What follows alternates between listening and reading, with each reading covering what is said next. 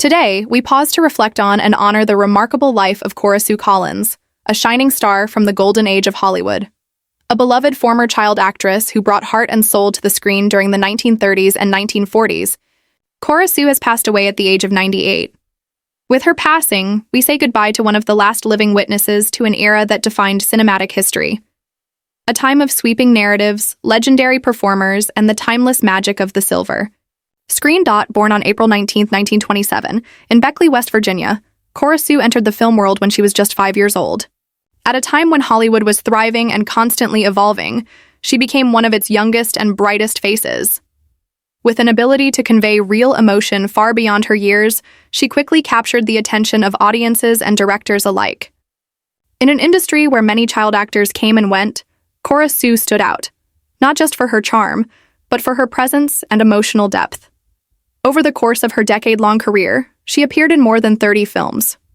One of her earliest and most notable performances came in Queen Christina, 1933, where she portrayed the younger version of Greta Garbo's character.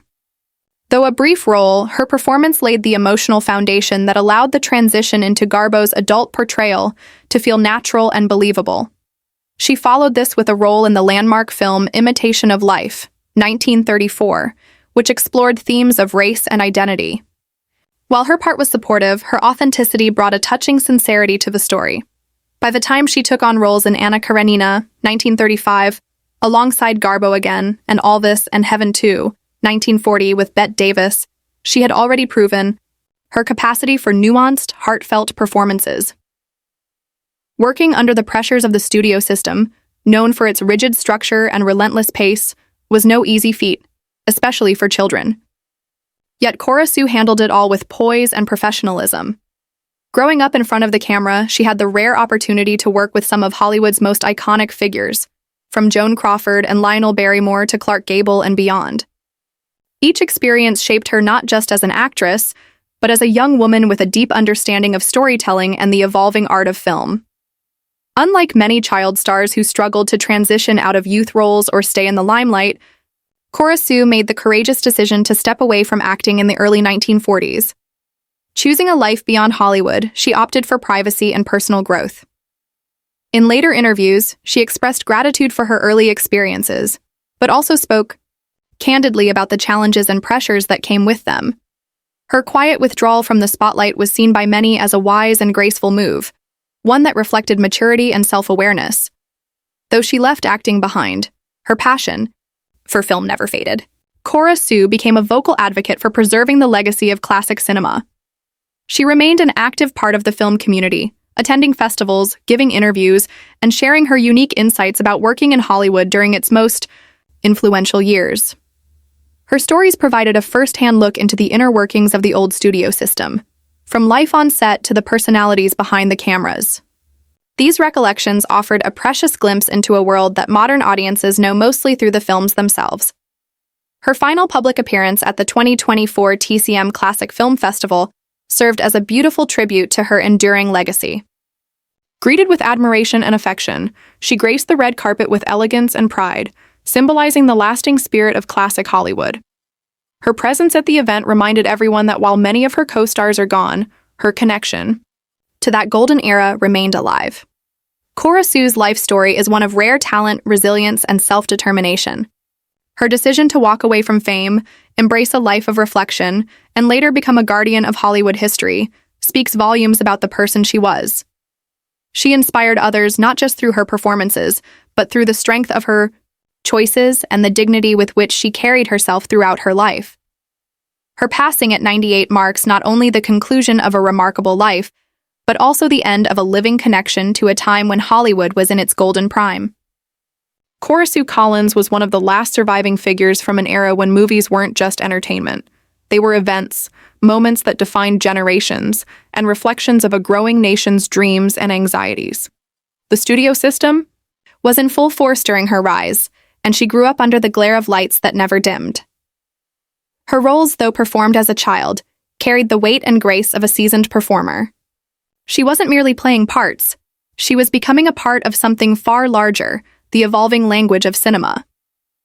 Appearing in more than 30 films during her career, Cora Sue had an uncanny ability to elevate every project she joined. Whether she was sharing the screen with Greta Garbo, Joan Crawford, or Bette Davis, she held her own with authenticity and poise that belied her age. Directors and audiences alike saw in her not just a cute child actor, but a young artist who brought sincerity, emotion, and depth to her roles. Her performances were often brief in screen time, but they lingered in memory, adding texture and humanity to some of the most iconic stories ever told on film. But what made Cora Sue truly extraordinary was not just her early success or her talent. It was the grace with which she transitioned out of the spotlight. Unlike many of her peers who struggled with the pressure of fame and the difficulty of aging in an industry that often discards child actors, she made the brave decision to walk away. She did not chase the elusive promise of stardom into adulthood.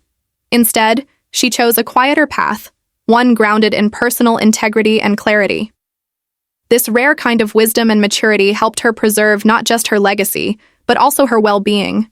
Still, she never turned her back on the art form that gave her so much. In her later years, Cora Sue Collins remained an active presence in the classic film community. She gave interviews filled with insight and warmth, recalling what it was like to shoot on legendary sets, to rehearse scenes dozens of times under the watchful eyes of powerhouse directors, and to witness the brilliance, and sometimes the flaws, of cinema's greatest stars. Her anecdotes weren't just charming, they were pieces of history, windows into a world that most of us know only through flickering black and white frames. Her participation in festivals and retrospectives served as a living bridge between the past and present. At the 2024 TCM Classic Film Festival, her presence was a deeply emotional one.